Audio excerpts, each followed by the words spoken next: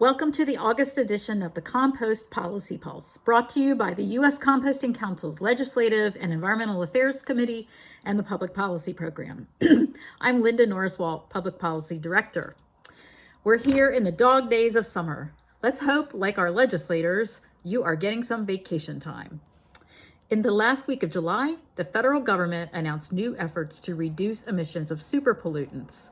As part of that announcement, the EPA announced a proposed rule to update Clean Air Act emission standards for new and existing municipal solid waste landfills in 2025 to cut harmful landfill gas emissions.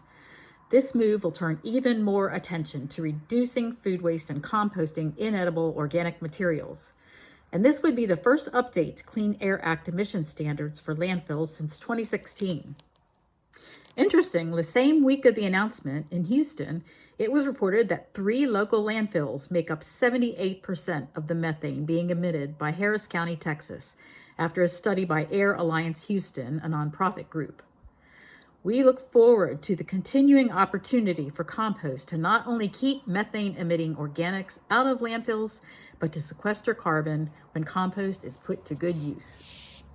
Speaking of compost use, the USCC is continuing its quest to distinguish between what makes up stable, mature compost so that users of non-stable compost that come from compost in one-day dehydrator units do not find themselves unfairly blaming compost for plant failures. USCC staff and a member of our Compost Claims subcommittee of the Legislative and Environmental Affairs Committee met with an attorney from the California Attorney General's office about stopping claims there of making compost from these one-day dehydrator units.